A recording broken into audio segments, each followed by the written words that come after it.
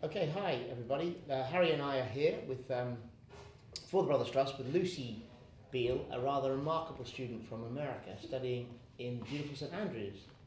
Lucy, welcome. Thank you. Thank you so much for having me. You're from America, obviously. I'm from Texas, which is about as America as it gets. You haven't lost your accent.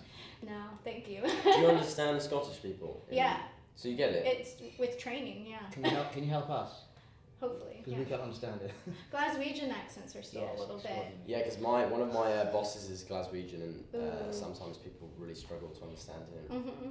Yeah, well, that's what all the Americans, whenever I go back home, they ask me, they say, can you understand them? And I'm like, yeah, it's fine. It's a beautiful place, isn't it? It's gorgeous. St It's Andrews just particularly. incredible, especially if you like archaeology, which I do. Of course. So. Yeah. Of course. So, Lucy, your story is beyond your academics. Is you have EB, which the Brothers Yes. Trust are really keen to illuminate, Mm-hmm. and tell us a little bit, just succinctly, a little bit about your condition, and we can go on from there. Yes, so I have EB, which is a broader, family of skin conditions, and I have specifically recessive dystrophic epidermolysis bullosa, so RDEB. And this means I was born without the connecting fibril that anchors my top layer skin to my bottom layer skin. This is called collagen 7. So without collagen 7 and without that connecting fibril, your skin can be fragile. So if I were to fall down, instead of getting a bruise, I would get a blister or a wound similar to a 3rd degree burn. So it can be obviously quite a severe condition. A very severe and very restricting. Yes, and it's that's why my scarring can look like burn scars, because the wounds are so similar, and that scarring can become restrictive as well. It's the same condition that James suffered from, James Dunn, who the Brothers Trust got to know very, very well. And yet you're much more mobile than James. Can you explain how that is? Is that an anomaly, or? It's unusual, I would say. I'm not the typical person with RDEB, even though my wounds are the same. We get the same exact wounds, same exact surgery, same amount of pain. I am very lucky that I still have a lot of my mobility.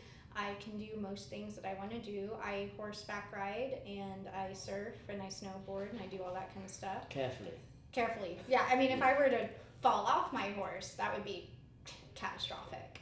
But the fact that I'm still able to get up on the horse, I still can. And I can walk and all that kind of stuff, but I still do develop the wounds because it gets worse over time. It's a condition that gets worse over time. So my feet are worse than they were, and my hands are worse than they were. So that might mean if I do an activity that's physically strenuous, say I go for a hike, which I used to love to do, but I don't get to do as much, my feet will be really beat up the next day. And so I'll just need to take some time off and let my body reheal. It varies in severity, but recessive dystrophic is the second most severe subtype after junctional. And that's the one that you and James we both have RDEB. And it's just chance how it kind just of severe happened. Right. Because I remember whenever we initially had my genetic testing done, my mom said that I produce a tiny bit of collagen 7, just a tiny bit, and I'm not sure if that's enough to matter that much or what. See. But for me, my biggest problem is internal. So everything is fragile with EB, even internal surfaces. So that includes some organs and most importantly, your GI tract, so your throat. Yeah. And my throat is fragile. So that means that I have scarring in my throat as well, because my throat can blister and have wounds just like on my body. And whenever the scarring gets too restrictive, that causes something called a stricture, which makes my throat close. So that requires surgical intervention. So I've had a lot of those over, The first one whenever I was 13, and then by the time I was 17, I'd had 10. 10 surgeries? Just on my throat.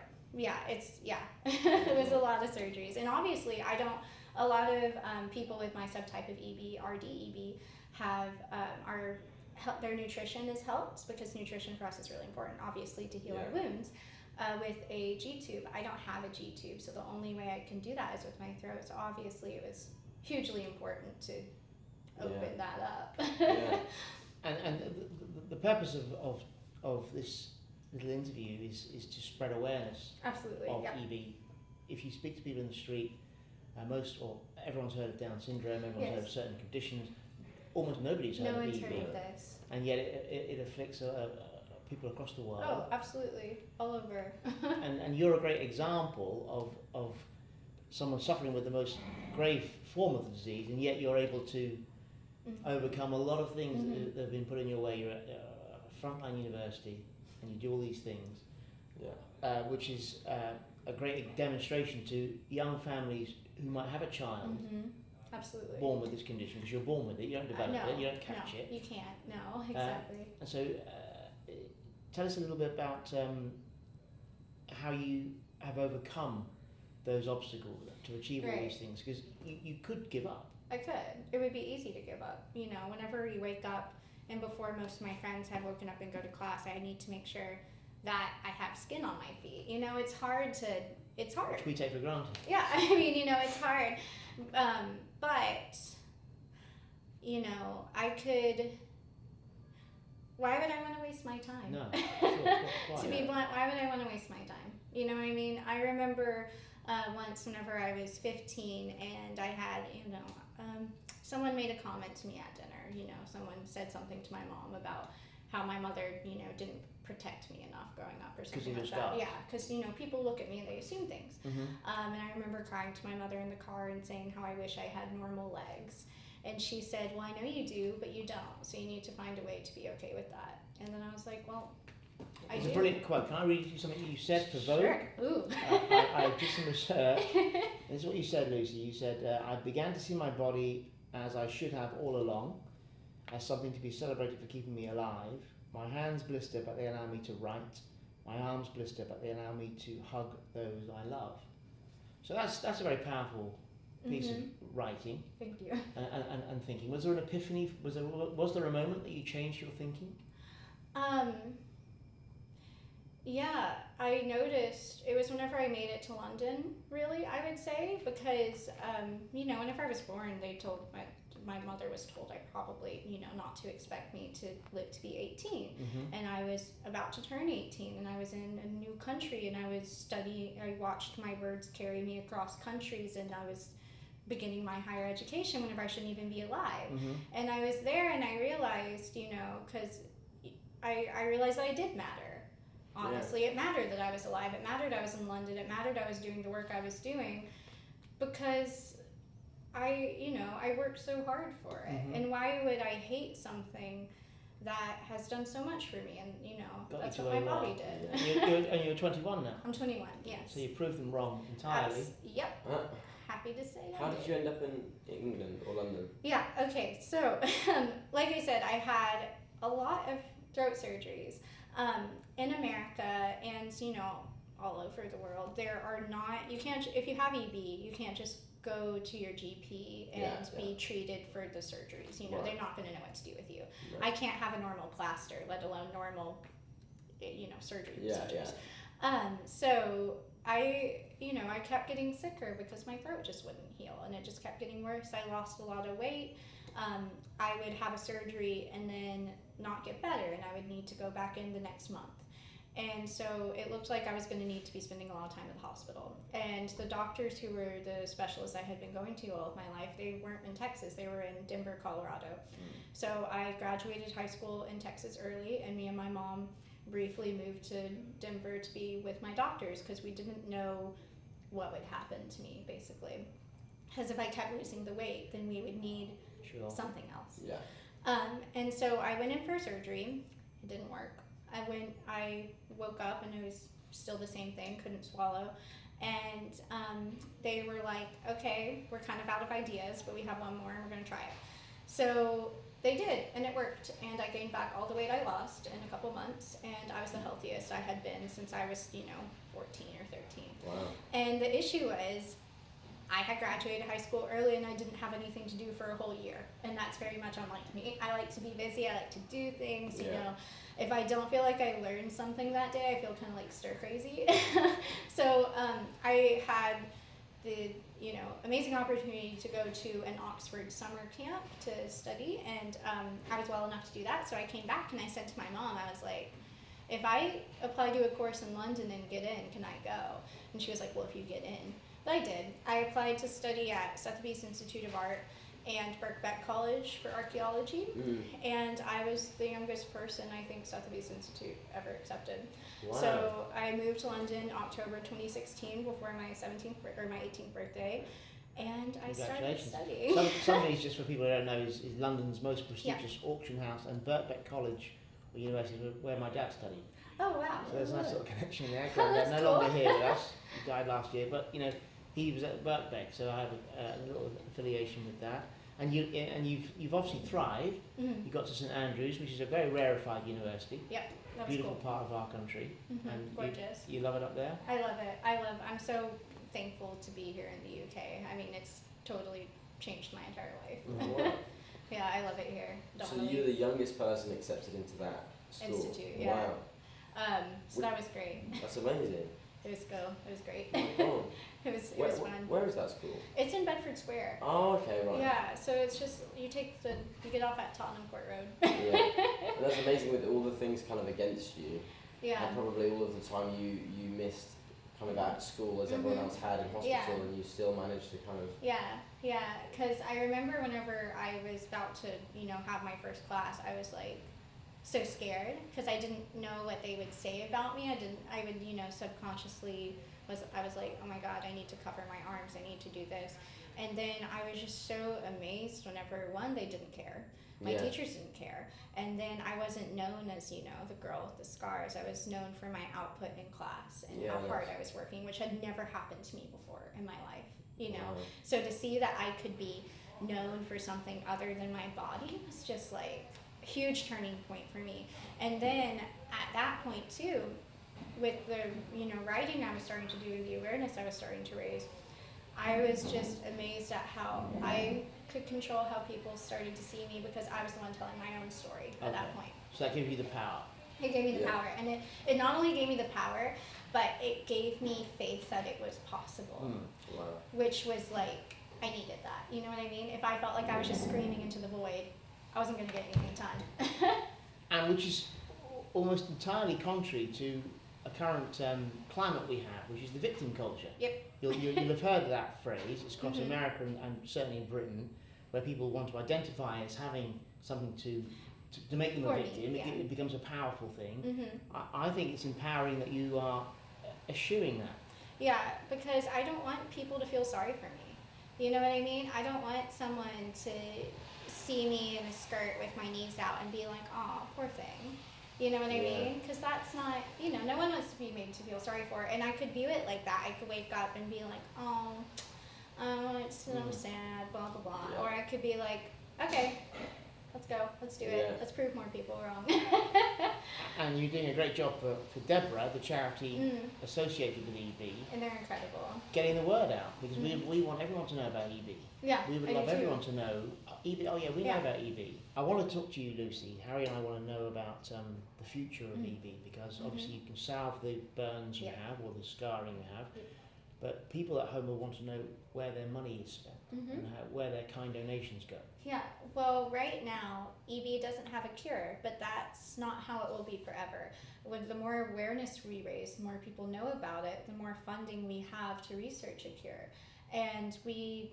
No, the research is what, to develop collagen, or is that the gig? It's looking like a lot of stem cell therapy is going to be what happens. We know theoretically how we could, you know, fix EB or at least help improve our lives, but we just don't have the funding. No, that's the thing. We just and don't have what the is funding. that method of? What is the holy grail? So stem cell, because you can't just reintroduce collagen to a body that has never produced it before. It would just be got rid of it. Yeah, because it would just see it as, you know, that's why people have had a lot of success with bone marrow transplants, because you tell the body to grow it.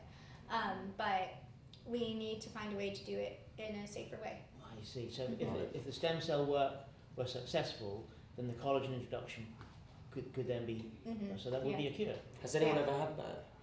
I'm not sure. Right. I know that there's a lot of, there's a lot of therapies, there's a lot of stuff being tested, and yeah, so we just need to get to that point. Yeah.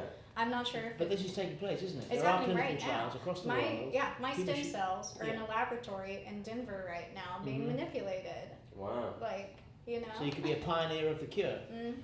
I hope so. And that's heartening to know, isn't it? That the clever people in absolutely. white coats are doing their thing. Yeah. It's Which- amazing. And they do need... And we will never get there without raising No. awareness. So No, that's why, I'm doing what I'm doing Yeah, with yeah. Instagram and all that stuff, because if people don't see it, they will never know. No. yeah. So And it's you've done a important to lot. see it. Thank you. I need to talk to you, because there aren't many people your age who have done a Vogue shoot, Yeah, that happened. which is pretty empowering. Yeah, that was amazing. I've never, Where was that? it was in London. It was in up near Shoreditch, right where I used to live. We went Cool. through my old neighborhood. It was cool. Very trendy. Yeah, very trendy. And yeah, that was on January 31st. And it wasn't even a dream I thought I could have. Yeah. It was a great interview as well. I It- thought the copy was very powerful. Thank you. It was a wonderful interview. And yeah, it was just, I wish I could go back and tell myself when I was 15 and crying about having ugly legs, that my ugly legs would get me into Vogue. Never in a million years did I think that would happen. But that it shows me that people care and that I'm doing something right. If people want to hear me, and not only my experience with EB, but my experience as a person. Yeah. They want to know about me. I think the thing with EB is even coming here today, I was chatting to someone and trying to explain what EB was, and you can't. I don't think with words you can describe No. what it is. Yeah, you have to see No, it. that's the thing, because whenever I first started writing my articles, in the first place because someone told me I looked like I'd been mauled by a gorilla whenever she saw my knees, and I was just like blown away. But it was kind of, I got those comments throughout my whole life, every single day. Every single day that I make a decision to show my arms, show my knees, I know I will get people commenting on my skin. Yeah. And that was just, that was breaking point. I was like, for myself, I don't want it for myself. I don't want it for the next kids who are going to grow up with this. It can't happen anymore. And so my mom was like, well, you should write about it. And so I did, and I wrote an article and I sent it to Ariana Huffington. And so it was published in Huffington Post before my 18th birthday. Something I've never done. I've been writing for years. But the thing was, and that was incredible, that was amazing to see what my words could do. But I also noticed that my words weren't as powerful as seeing my scars and seeing, therefore, my life. You know what I mean? And so I started showing my scars, and I started talking about it. And so people could put my words with the pictures and see the whole thing. Yeah. So, Wow. yeah. And as you say in the interview, for a family with who have a child born, as I say, it'll be a hugely not gratifying, but sating or something they can cling to, that their child can prevail and live a productive life. They can be happy. They can, get an education. And at the same time, know that there is this charity called Deborah who are creating this clinical spearheading into this condition, which we're going to try and cure. And what's so exciting is that it's happening now. Whenever I was little, my mom and I, we would go. My mom would go to meetings with doctors and whatever, and they'd just be like, we just don't know. But it's happening now, and that's amazing to see that, to be a part of that. Yeah. I mean, it's just incredible. I didn't think whenever I was, a 10-year-old in Texas, this would be happening. Yeah. But I'm so happy that it is, and I just, I can't wait to talk about it more. Yeah. Well, I just said earlier, I haven't been published in the Huffington Post, but we have something in common. We've both done a TED Talk. Yes. Which I have to say, I've done stand-up comedy for 30 years, and I take my hat off to you for being brave enough to do a TED Talk. I don't know how you found it. Terrifying. Good. Terrifying. I found it terrifying. So tell us about your TED Talk. Where was it? How did you get it, and what was your subject? Yes, so at the University of St. Andrews, we're very lucky to have a TEDx outlet, I guess I should say. And so every year they have a student speaker competition. And I was thinking about applying because the theme that year was building bridges, and I wanted to talk about how bridges were being built between able-bodied people and differently abled individuals using outlets such as social media and the media. And so I talked about, media's treatment of people with disabilities and how it can and should change. Yeah.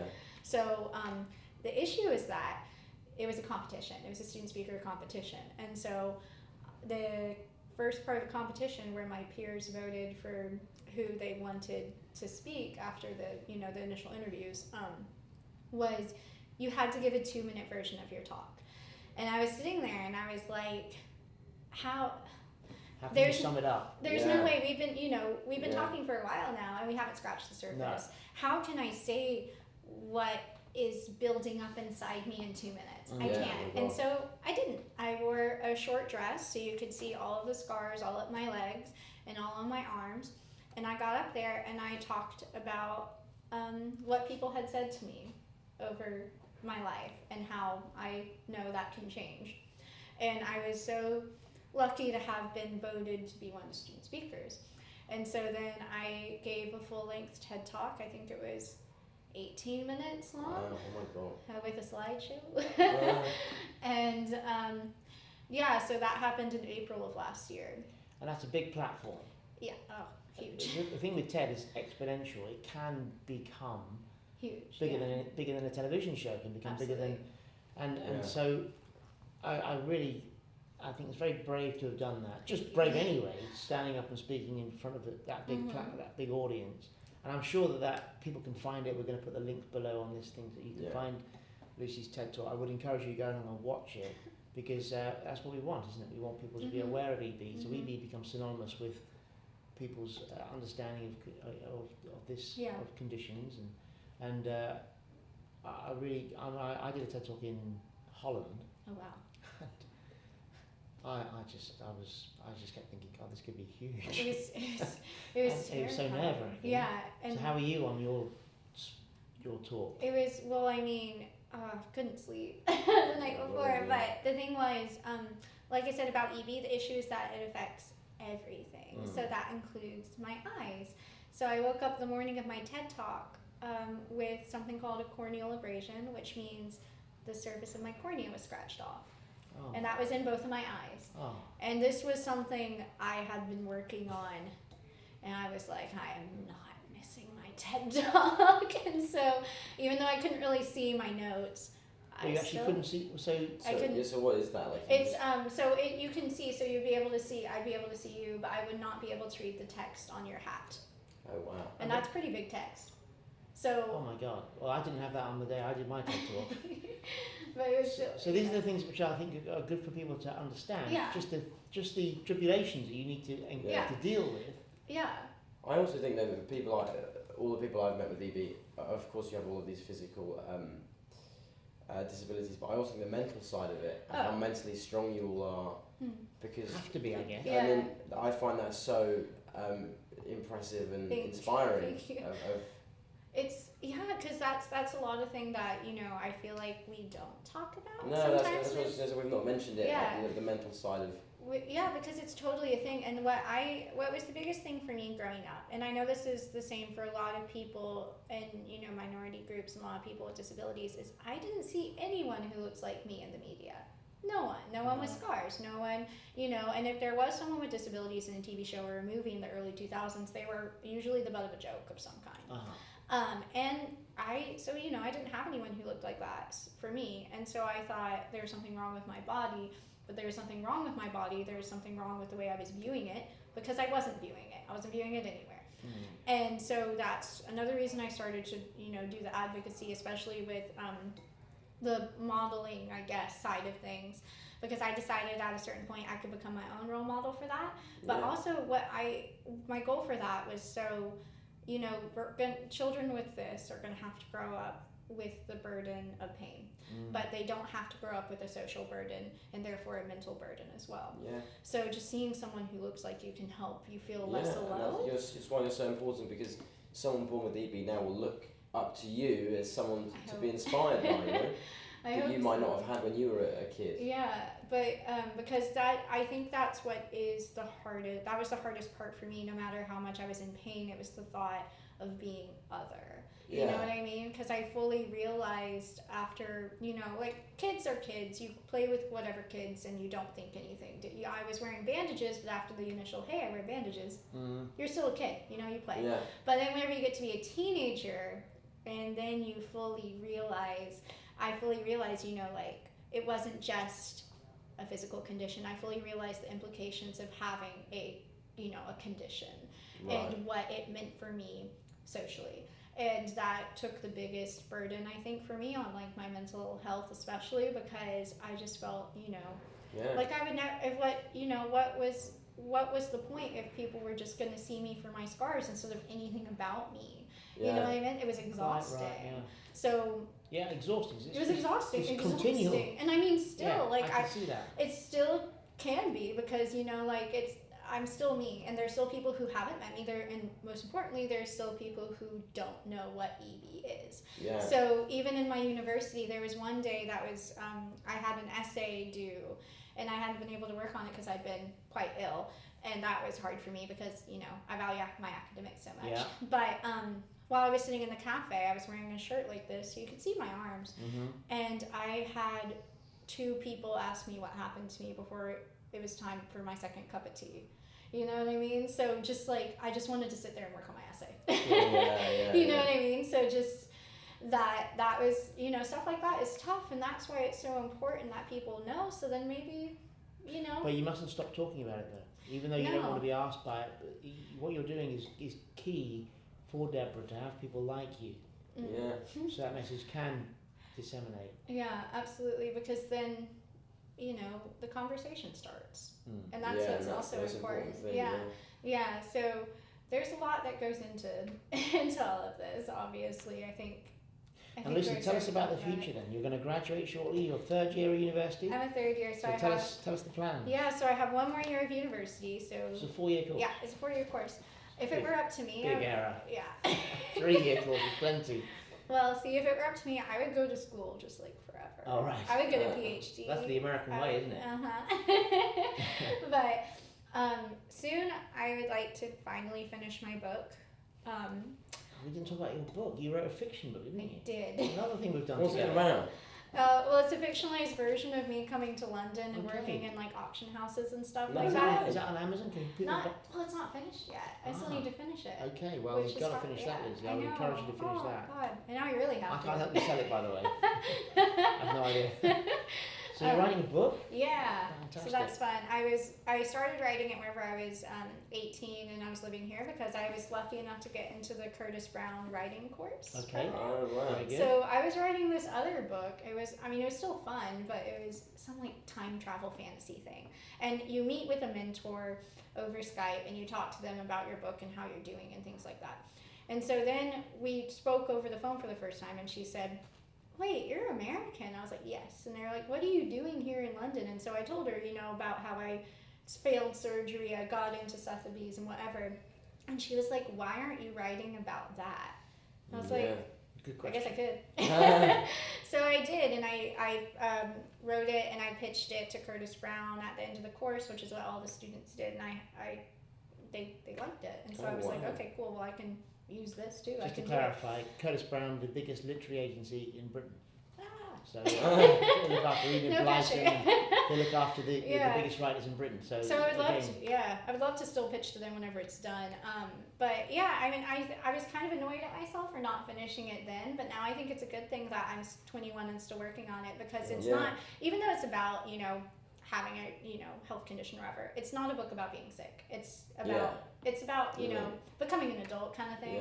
And now that I'm 21, I can look back at my year in London more. And, you know, so that is helpful. So I'm excited to do that. You should be. And you graduate next year. Yeah. And then ideally you stay in Britain or you'll... Yeah. I want to do a master's as well. So after St. Andrews. Yeah, hopefully. Oh, I love, it's just, you know, I'm into such niche study things that my professors know me and they're like, yeah, okay, we'll take it. Oh, nice. But Yeah, but I would love to, St. Andrews is amazing. It's a great yeah. town to stay in anyway. And then I would love to work in a museum here. That's what I want to do. Which museum? Oh, God. Well, if we're aiming really high, British Museum, but, because I like archaeology too. Yeah, of course. So it kind of, perfect storm. But I would love to do some kind of research thing for a museum. Yeah. I would love wow. that. Because that's what I did in auction. I have no doubt at all that if you wanted to do that, Lucy, then you'll go ahead and do that. Thank you. Well, I hope so. I think it'd be great. I'm excited. And I'm also very grateful to you for your time today. Harry and I and Nikki and Tom and Patrick at the Brothers Trust. It's really... And Sam. And Sam, sorry. Who is Sam? Who's Too many children. Too many kids, yeah. Now, we really are excited about how people support the Brothers Trust and what we can do, and we can direct funds. And Deborah's a big part of our plans because of the reasons what you've illuminated. It's a grave condition. People don't know about it, and we would love it. We would love to try and reverse that, avert it, and then you're a big part of that. People like yourself. I'm honored. I'm beyond honored. It's just amazing. Because that's what the Brothers Trust is about, is raising awareness for things that people aren't aware of. Yeah. Like, I've never met anyone who I've said EB to that have gone, oh yeah, I know. I actually got given a script the other day.